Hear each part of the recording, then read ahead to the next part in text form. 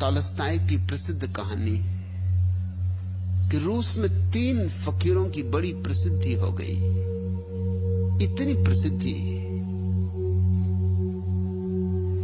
कि रूस का जो सबसे बड़ा पादरी था उसे ईर्ष्या जगी कि ये कौन फकीर हैं जिनकी तरफ हजारों लोग जा रहे,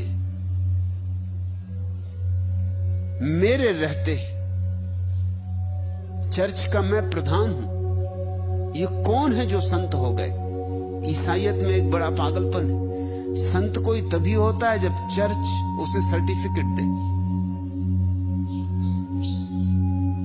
तुमने अक्सर सोचा होगा कि हिंदी का शब्द संत और अंग्रेजी का सेंट एक ही शब्द के रूप है। नहीं, दोनों में बड़ा भेद है। हिंदी का शब्द संत तो बना है सत्य से, जिसने सत्य को जान लिया, जान ही नहीं लिया, जो सत्य के साथ एक रूप हो गया, जिसने सत्य में अपना अंत कर दिया, सत्य में अपने को डुबा दिया, जो बचा नहीं सत्य ही बचा। सत्य में जिसका अंत हो गया है उसे हम संत कहते हैं। अंग्रेजी का शब्द सेंट बड़ी और ढंग से आता है। अंग्रेजी का शब्द सेंट आता है सैंक्शन से। सैंक्शन का अर्थ होता है सरकारी स्वीकृति, चर्च के द्वारा स्वीकृति। जिसको चर्च स्वीकार कर लेता वह संत। इस अर्थों में तो भारत में विनोबा भावे के सिवा और कोई संत नहीं, क्योंकि वही सरकारी संत, बाकी तो सब गैर सरकारी।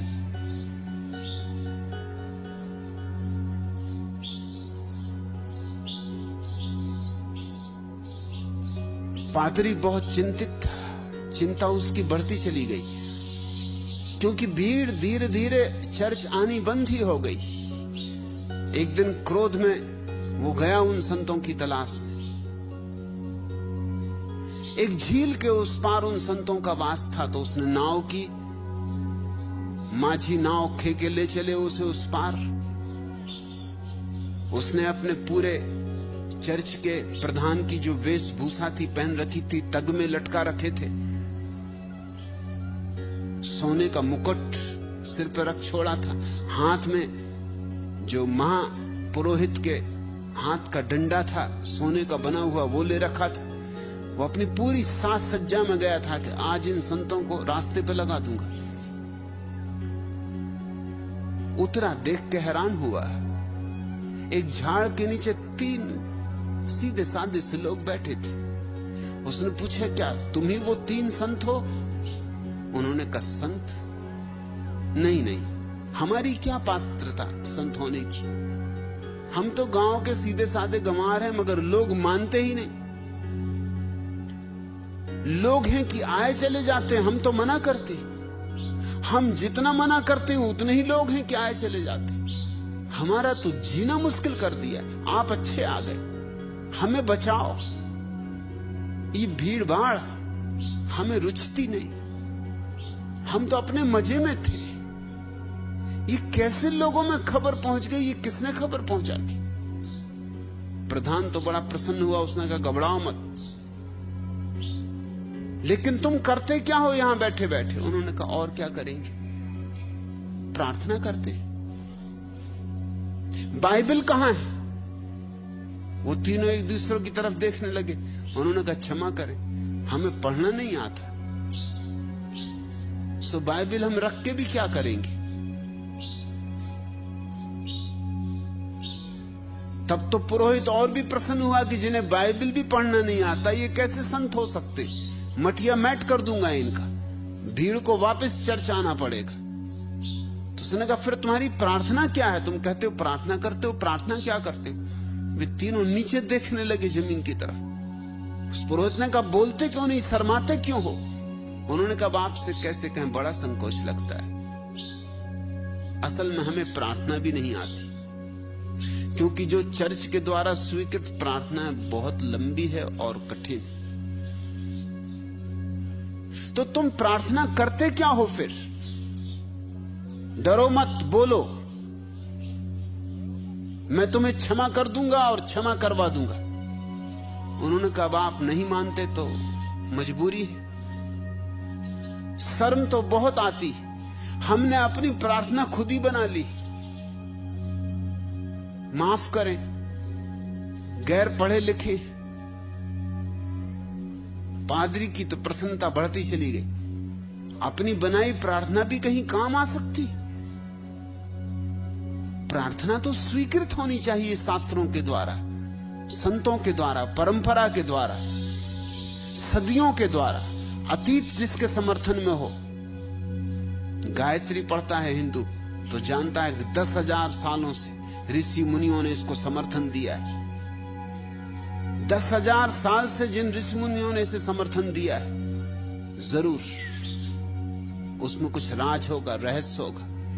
और 10,000 से भी दिल नहीं मानता तो हिंदू पंडित सिद्ध करने की कोशिश करते हैं कि ये और भी पुरानी है। ये 10,000 का ख्याल तो अंग्रेजों ने दे दिया। इसी पूना में हुए लोकमान्य तिलक, उन्होंने सिद्ध करने की कोशिश की गायत्री 90,000 साल पुरानी। जितनी पुरानी उतनी श्रेष्ठ, जैसे कि प्रार्थना भी कोई शराब हो कि जितनी पुरानी उतनी श्रेष्ठ, जितनी सड़ जाए उतनी श्रेष्ठ। खुद कैसे तुम प्रार्थना बना सकते हो? इसलिए हिंदुओं की एक अकड़ कि हमारी प्रार्थना है सबसे ज्यादा पुरानी। यहूदियों की भी उतनी पुरानी नहीं, ईसाइयों की तभी केवल 1900 साल पुरानी, और मुसलमानों की केवल 1400 साल, और सिखों की तो केवल 500 साल। जैनों का भी दावा ऐसा ही है कि हमारी प्रार्थनाएं भी हिंदुओं से कम पुरानी नहीं, ज्यादा ही पुरानी। क्योंकि वेद में जैनों के प्रथम ऋषि का उल्लेख है, प्रथम तीर्थंकर का उल्लेख है। इससे सिद्ध होता है कि जैन धर्म ऋग्वेद से भी पुराना है। क्योंकि ऋग्वेद में आदिनाथ का इतने सम्मान से उल्लेख किया गया, उससे सिद्ध होता है कि आदिनाथ जिंदा नहीं थे, क्योंकि जिंदा आदमियों को लोग इतना सम्मान देते ही नहीं। मर चुके होंगे, मरी ना चुके होंगे, 1000, 2000, 5000 साल बीत चुके होंगे, तब कहीं लोग सम्मान देते हैं। लोगों की आत्मा तो पुरानी वही की वही है। मुर्दे को सम्मान, जीवित को अपमान। तो ऋग्वेद में आदिनाथ का इतना सम्मान पूर्वक उल्लेख जैनों का दावा है, सिद्ध करता है कि आदिनाथ को गए वर्षों बीत चुके होंगे, सैकड़ों वर्ष, तब इतना सम्मान मिला है। तो हमारी प्रार्थना है तो और भी पुरानी है, उनका दावा है। यहां सभी की कोशिश, सारे धर्मों की कोशिश यही है कि उनका जो शास्त्र है पुराना है। जितना पुराना उतनी प्रतिष्ठा। जैसे शास्त्र भी कोई बाजार की दुकान है, साख होती ना पुरानी दुकान की, दुकान की साख भी बिकती है, नाम भी बिकते। जो दुकान हजारों साल से चल रही, उसका नाम भी करोड़ों का होता है, सिर्फ उसका नाम ही ले लो, लेबल।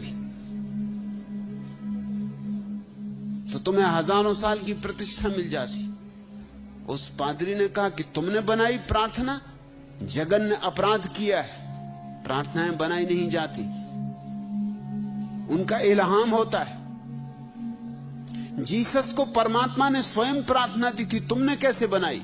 फिर बोलो तुम्हारी प्रार्थना क्या है? उन्होंने कहा आपने हमें बहुत डरा दिया, अब आप हमसे पूछे ही मत, क्योंकि आप सुनेंगे तो बहुत नाराज होंगे, और आपके हाथ में डंडा देख के हमें बहुत भय भी लगता है, और आपका सोने का मुकुट और ये वेशभूषा, हम आपके चरण छूते हैं, हमें माफ करें, आप हमें असली प्रार्थना बता दें, हम वही करेंगे। लेकिन पादरी को भी जिज्ञासा जगी कि है आखिर तुम्हारी प्रार्थना क्या? तो उन्होंने कहा आप नहीं मानते तो हम बता देते। हमने बहुत सोचा, हम गैर पढ़े लिखे हैं, गंवार हैं, खूब हमने गणित बिठाया कौन सी प्रार्थना करें। फिर हम तीनों ने एक बात तय की, ईसाईयत मानती है कि ईश्वर के 3 रूप हैं, जैसे हिंदू मानते हैं त्रिमूर्ति, ब्रह्मा विष्णु महेश, ऐसे ईसाई मानते हैं ट्रिनिटी, ईश्वर के 3 रूप हैं।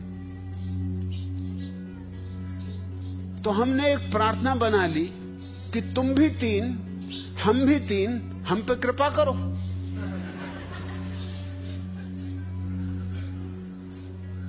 गंभीर पादरी को भी हंसी आ गई। उसने कहा हद हो गई प्रार्थना की, बहुत प्रार्थनाएं सुनी, ये कोई प्रार्थना हुई कि तुम भी 3, हम भी 3, हम पे कृपा करो। You are 3, we are 3, have mercy on us। ये कोई प्रार्थना? खुश हुआ कि इनको रास्ते पे लाऊंगा। उनको असली प्रार्थना बताई, चर्च की स्वीकृत प्रार्थना, लंबी प्राचीन भाषा में लिखी गई। एक दफा सुनाई, उन्होंने कहा एक दफा और, 2 दफा सुनाई, उन्होंने कहा एक दफा और, क्योंकि हम भूल जाएंगे और भूल चूक नहीं होनी चाहिए। हमारी तो प्रार्थना ऐसी थी कि भूल चूक हो ही नहीं सकती थी, हमें याद ही रहता था हम भी 3, तुम भी 3, बचा इतना कि हम पे कृपा करो।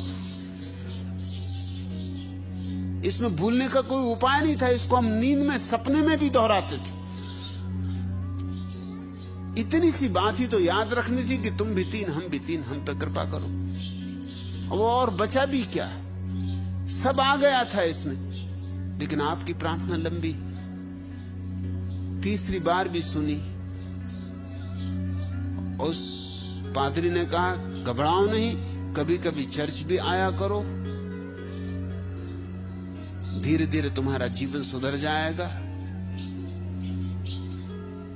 वो बड़ा खुश कि एक उपद्रव मिटाया, अपनी नाव में सवार होकर झील से चला।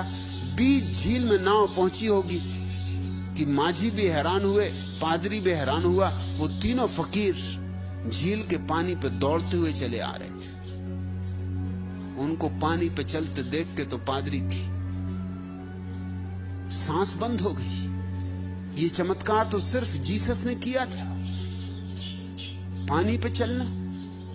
वो तीनों भागते चले आ रहे थे, बदहवास, पसीना पसीना। आके एकदम किनारे पर खड़े हो गए नाव के, कहा रुके एक दफा और प्रार्थना दोहरा दे, हम तो भूल ही गए, हम में तो झगड़ा हो गया। ये कहता है इस तरह शुरू होती है, मैं कहता हूं इस तरह शुरू होती है, वो कहता उस तरह शुरू होती। आपने और विभूचन खड़ी कर दी। अब हम विवाद करें कि प्रार्थना करें? पादरी की आंखें खुली, झुक कर उसने उन तीनों के चरण छुए, कहा मुझे माफ कर दो, तुम्हारी प्रार्थना ठीक थी क्योंकि सुन ली गई, मेरी प्रार्थना गलत है क्योंकि अभी तक सुनी नहीं गई। मैं पानी पे नहीं चल सकता, ये मेरा साहस नहीं। मैं पानी पे पैर नहीं रख सकता, ऐसी अभी मेरी श्रद्धा नहीं। तुम वापस जाओ, मैंने जो कहा था बिल्कुल भूल जाओ। असल में आज से मैं भी यही प्रार्थना करूंगा जो तुम करते थे। तुम्हारी प्रार्थना जीत गई है, मेरी प्रार्थना हार गई।